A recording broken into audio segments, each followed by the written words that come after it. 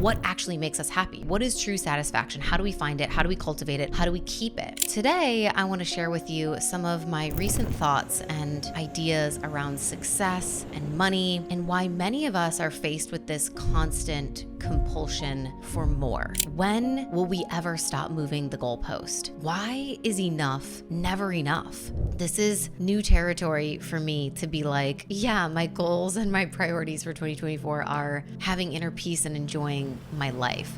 This is, the first year where when I sat down to write my intentions, my business actually did not come to mind first. I was like, yeah, the business, but I need to look at the other stuff. I'm truly not chasing after my highest cash months. I'm not in that place. So there's also this thing in positive psychology, the arrival fallacy. And this is where people assume everything's going to be so great when I get to my goal. And again, it's not. What you actually end up having once you've reached the goal is this is the era where my business is going to fit into my life rather than the other way around. And so if you are on the same wavelength, if any of this is resonating with you so far, I hope you stick around for this episode. I think you're going to enjoy this conversation.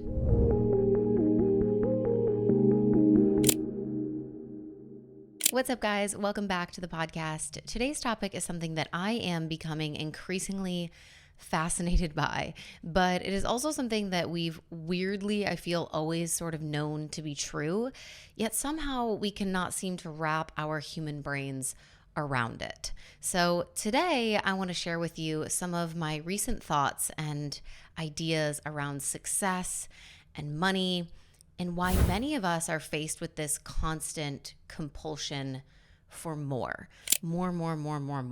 When will we ever stop moving the goalpost?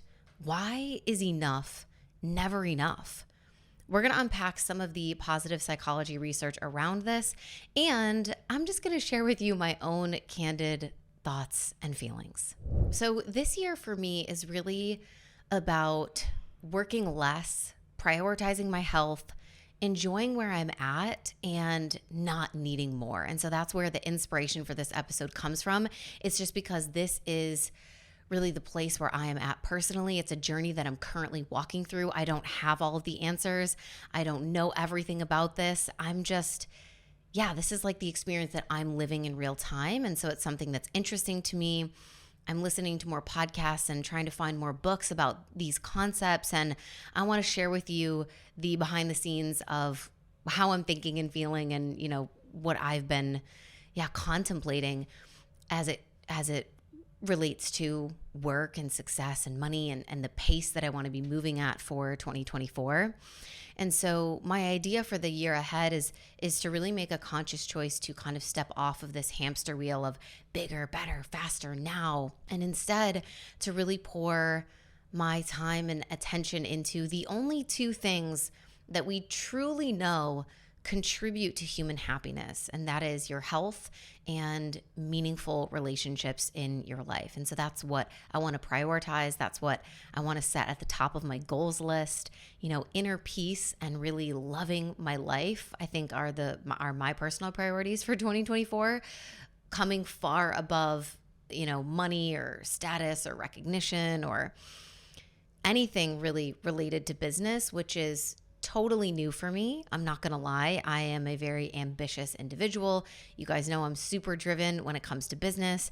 I'm very good at, walking that tightrope line between masculine and feminine energy, but I love the masculine energetics behind strategy and, putting plans in motion and organization and all of that stuff. So this is new territory for me to be like, yeah, my goals and my priorities for 2024 are having inner peace and enjoying my life.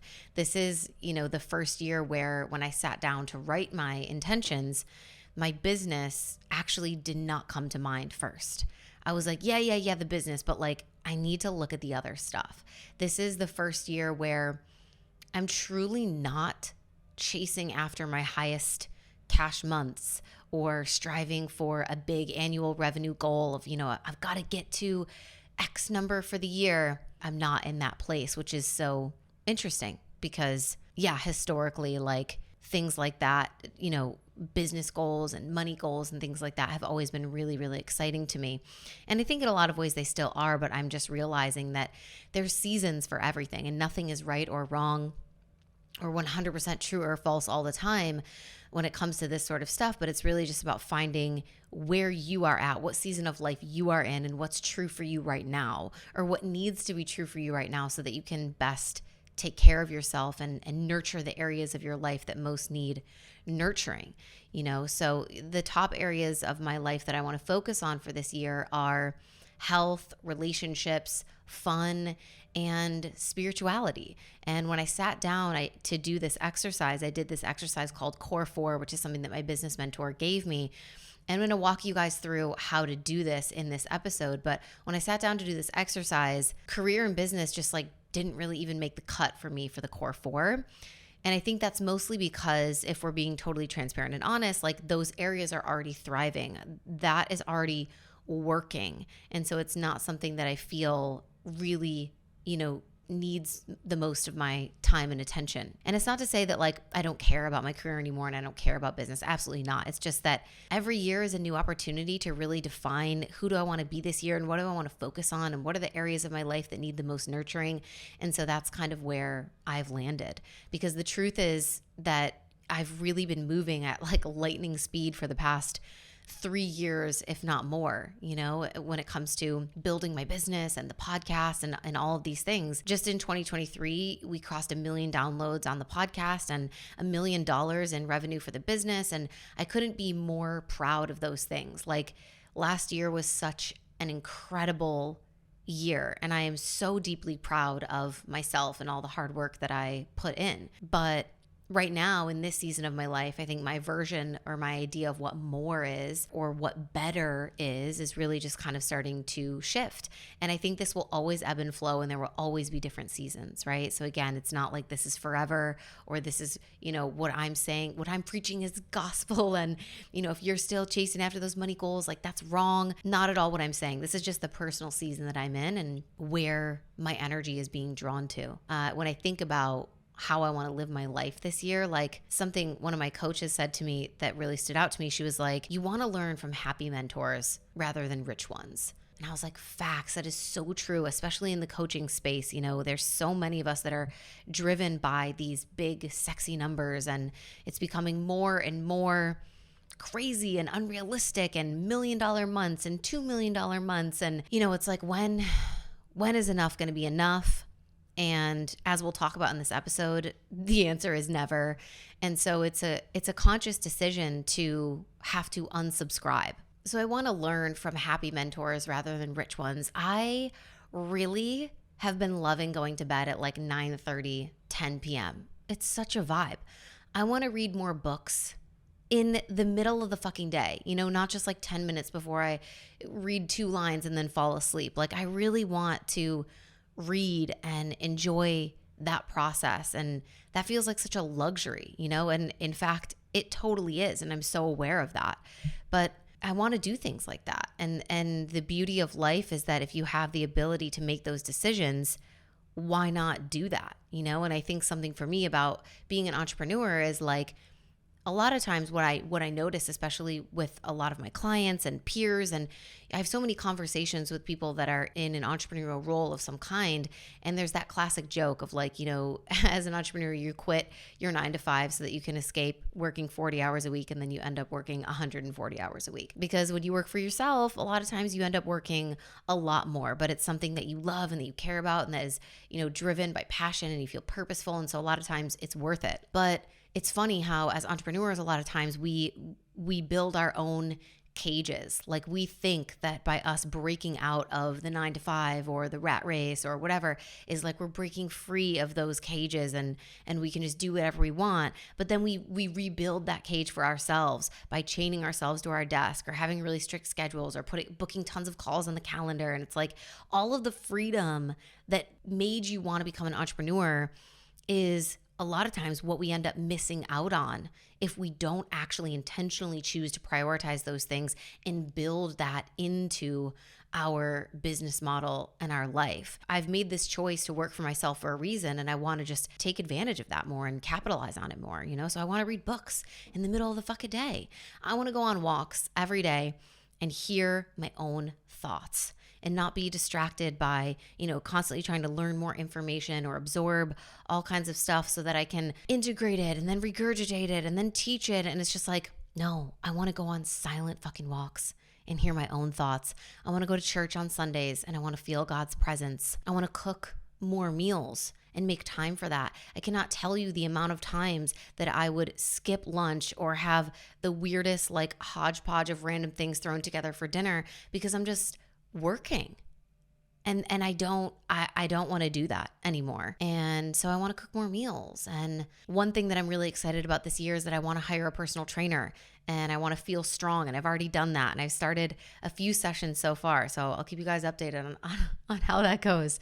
But yeah, I want to put my health first. And I really want to go deeper in my work rather than wider. I want to have a deeper, more intimate, more meaningful experience with my clients rather than trying to go viral or reach all kinds of people all the time. I'm not for everybody, and that's okay. And I think I actually like it better that way. I really want to call forward women who are available for those real connections, like raw sharing, openness, intimate mentorship, rather than these surface level conversations of oh my God, my Instagram engagement is going down. What should I do? I'm just fucking bored. I'm bored of that. I'm done with that. That's not where I thrive. That's not where my expertise thrives. And so I think every so often as a woman, you get the feminine urge to just turn the page and completely reinvent yourself. And that is kind of how I'm feeling for 2024. And I'm calling this my soft CEO era. This is going to be the era where what I do and the results that I can produce for my clients is no longer the most interesting thing about me. And this is the era where my business is going to fit into my life rather than the other way around. And so if you are on the same wavelength, if any of this is resonating with you so far, I hope you stick around for this episode. I think you're going to enjoy this conversation. I'm going to start with a quote that I heard the other day that I absolutely loved so much. I had to whip up my notes app and write it down. It says, "Pride is always trying to achieve.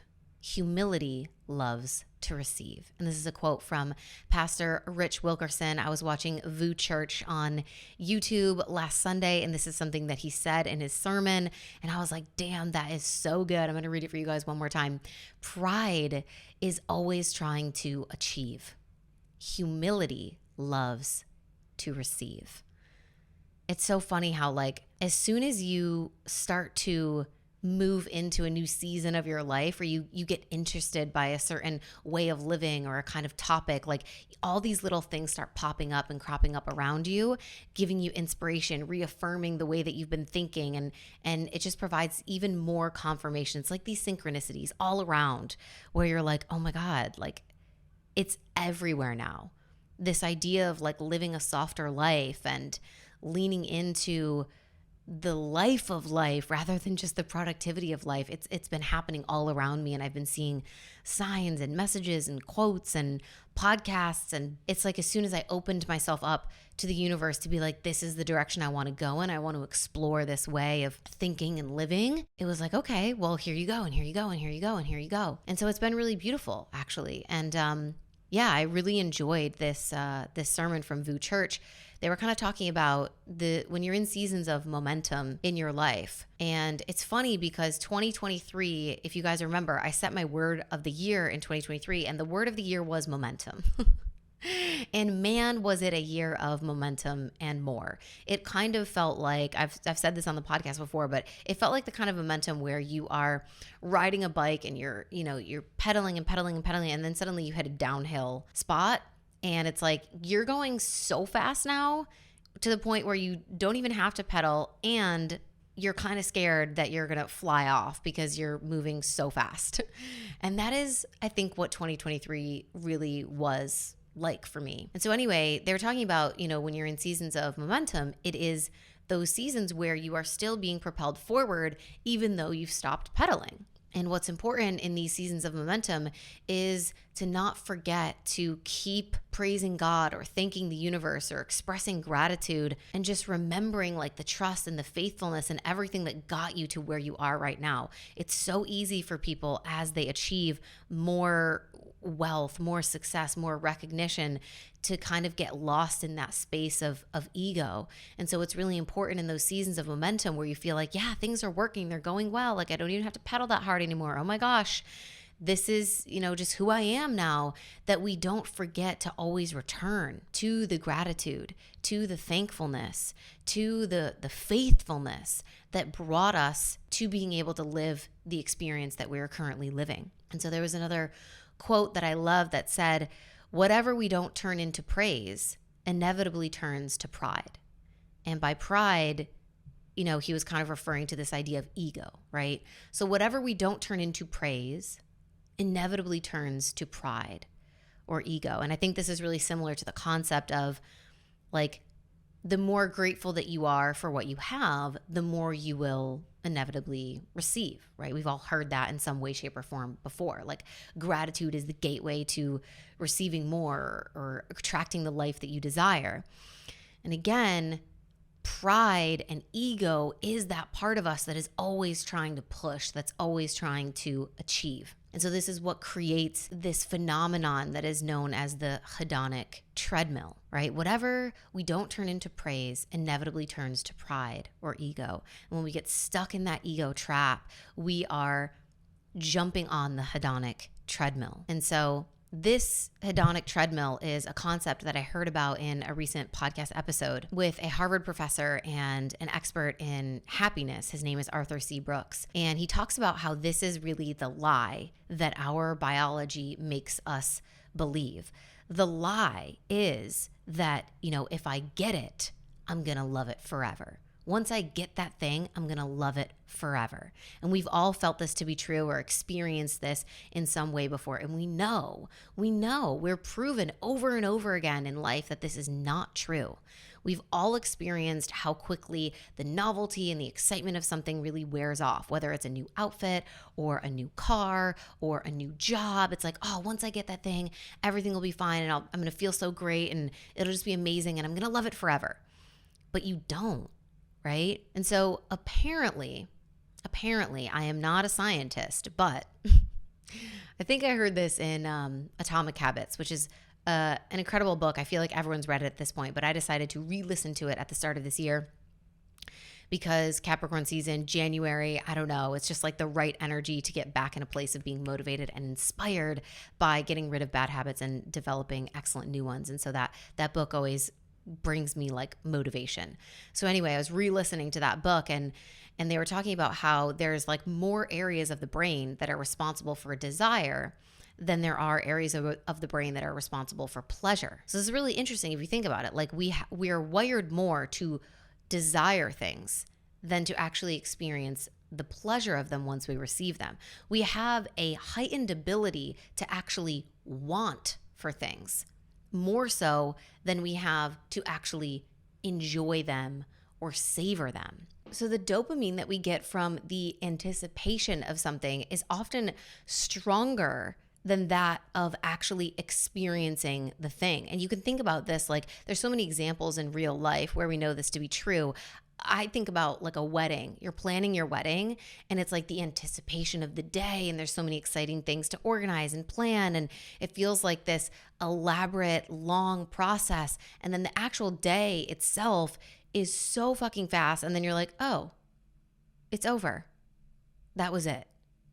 The same thing with like looking forward to a vacation. A lot of times we get so much excitement and joy out of the anticipation of knowing that we're going somewhere, planning the trip, taking the days off of work, like finding outfits if you're a girl, like, oh my God, I'm going on this trip. And then the trip happens and it's so short and it's like a blip. And so this is what puts us on the hedonic treadmill because the brain operates emotionally and physically from an environment of homeostasis. This is what this professor, Arthur C. Brooks, was describing in this podcast episode. He was like, look, your brain operates in an environment of homeostasis, which means that you're always essentially going to be returning back to your baseline.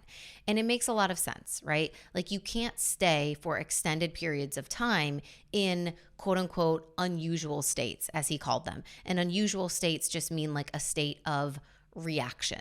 So the brain has to return to baseline so that it can be ready to react. You can't just live forevermore in the feeling of said reaction. So this is really great news. If something negative or scary or traumatic happens, it's not going to last forever. We're going to return to baseline.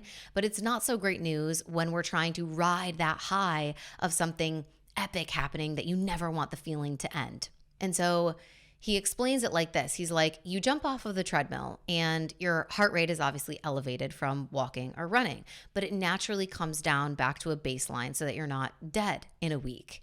And that's kind of an example of our body operating in homeostasis. But the same thing happens emotionally in the brain.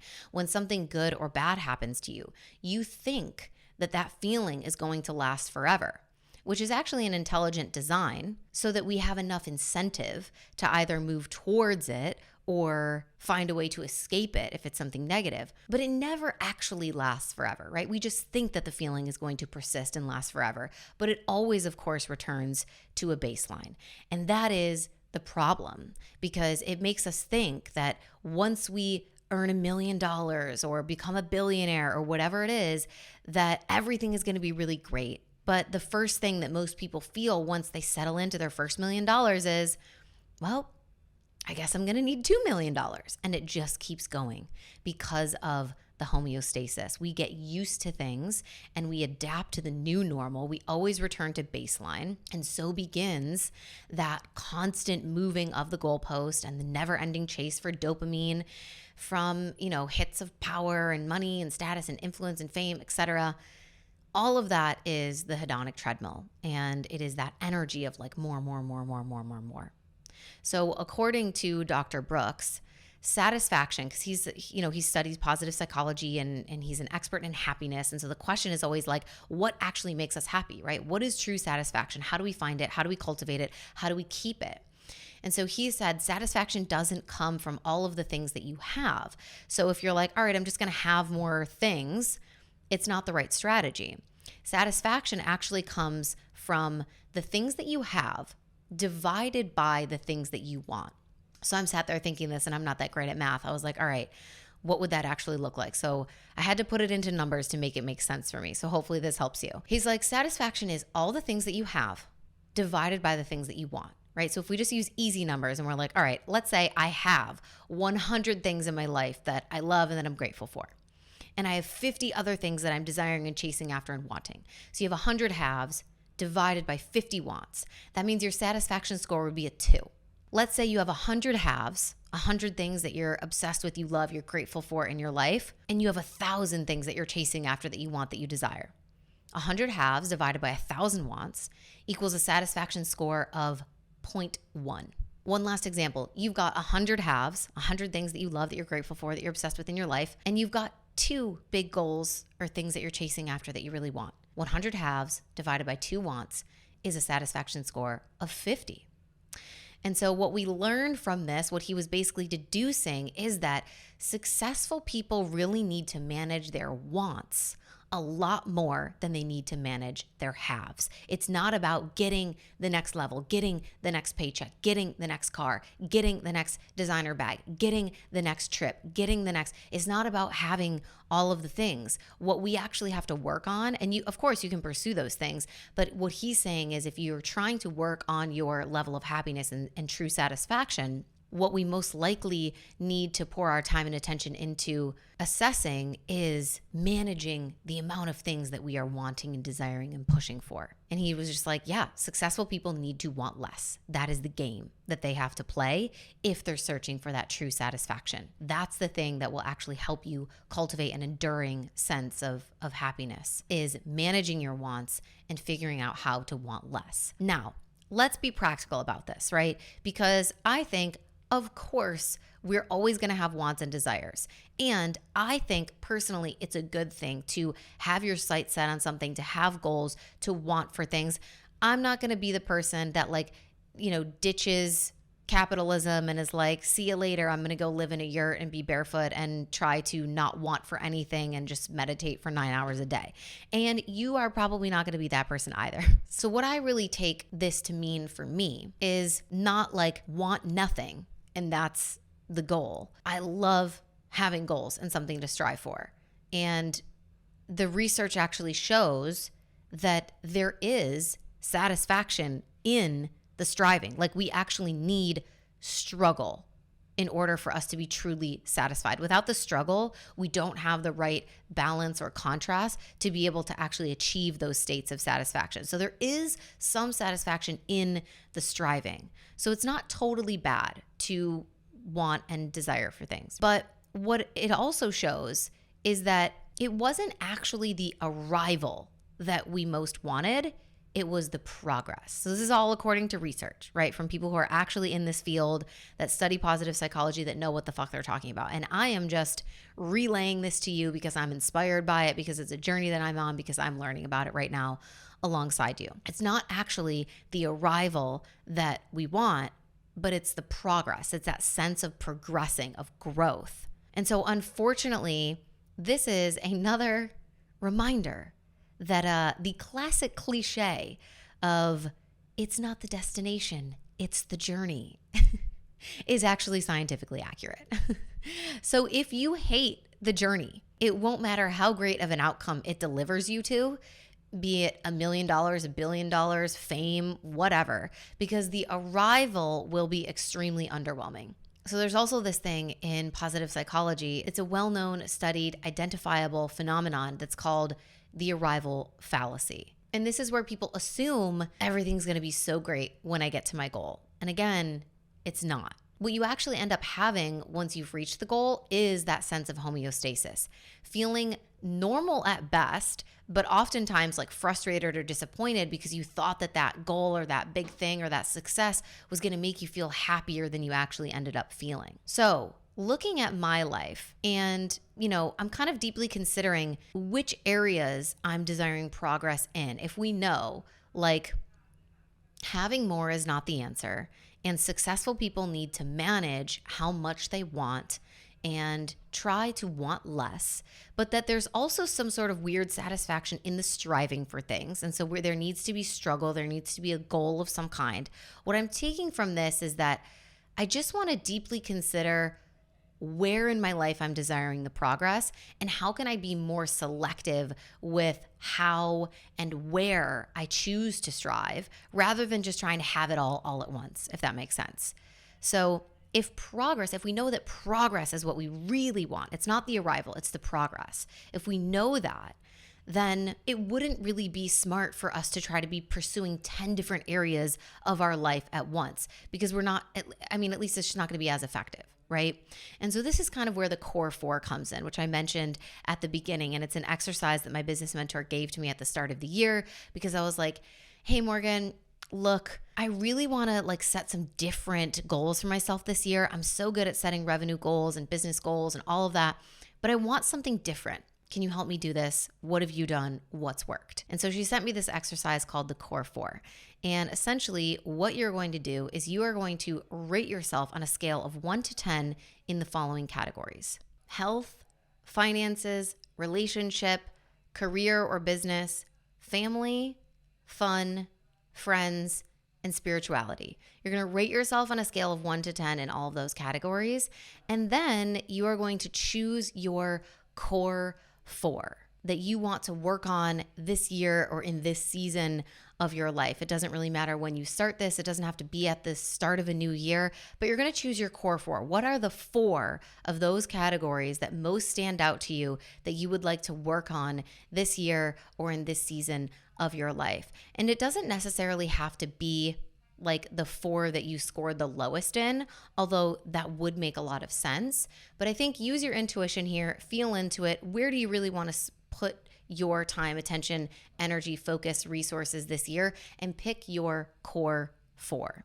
And then for each of the core 4, you're going to set one measurable, actionable goal. Just one. You're going to set one measurable or actionable goal that you can achieve within this year or this season of your life to help you amplify that category and really work on it. So an example for me, health was one of my core fours. And what I decided to do for my measurable, actionable goal was I'm going to hire a personal trainer and I'm going to train with him or her 2 times a week. And I actually have held true on that promise. And I have hired a personal trainer and I have started training. So I'm very, very excited about that. So you want to come up with something that you can really action and that you can measure. So it's not like read more, drink more water. Like, how are you going to know 3 months from now if you've been drinking more water, right? You want to set something that can actually be measurable so that you can reflect and look back and actually quantify, like, did I do that? Did I actually improve in this area? Some other questions that I've been asking myself and sharing with my clients that might be helpful for you if you're also on this journey is, where can I unsubscribe from ego-driven striving? Another great question to ask yourself is, how can I make the journey to my goals feel like the entire win in and of itself? Making the journey the new destination, like the thing that you were wanting all along, instead of trying to sacrifice and suffer your way to that beautiful outcome. Why don't you live a beautiful path and let the outcome be whatever it is, right? So how can I make the journey to my goals feel like the entire win or the entire experience of my dream life in and of itself? And lastly, so important, how can I reduce the amount of opportunities that I have to compare my life or my business to someone else's and get unconsciously thrown back onto the hedonic treadmill? So we want to reduce the amount of opportunities that there are in our day-to-day life to get thrown back onto that hedonic treadmill and caught into that comparison trap. So how can we start to reduce that? How can we reduce the amount of opportunities that there are available to us on a day-to-day basis to get stuck in comparison and get back on that treadmill of more. I got to be bigger. I got to be better. I got to be wealthier. I got to be more successful. I got to be more popular. I got to be bigger on social media. I got to be more. What is actually happening in and around you that is triggering that sensation, that's sending you back onto the treadmill? And how can we remove those things from your life so that you're not getting pulled in that direction as often? You know, we do something called the Creative Vortex Challenge inside of my high level business mastermind, Top Tier. And we start this mastermind with this challenge, and there's 4 different elements to it. But one big piece of it is unfollowing and muting a lot of people on social media. And so maybe this is a great place for you to start, because I know for me, that is definitely one place where I can get thrown back onto that hedonic treadmill, is by constantly seeing other people that are in the more energy. And then it's like contagious and it infects me. And then I question myself and I'm like, maybe it's not enough. Maybe I should work harder. Maybe I really want to be in my hustle era. I don't know. And I get confused. So get rid of the things that throw you off the path from knowing what you know and honoring your pace and honoring this season of life, whatever that looks like for you. I hope this episode was helpful for you guys. If you enjoyed it, please copy the link, share it with a friend, send it to them in a text, let them know you are thinking of them. If you have a business or entrepreneur friend who you know is on this same vibe, let's bring them into our crew and start enjoying our soft CEO era together. I love you guys. Thank you so much for listening. Make sure that you hit the subscribe button wherever you listen to your podcast. And don't forget that we are now on YouTube, so you can watch these full episodes in video. Check me out in my little home office / spare bedroom. If you're into that sort of thing, check us out. We're on YouTube. We will leave all the links in the show notes below. I love you guys. I'll talk to you soon. Bye.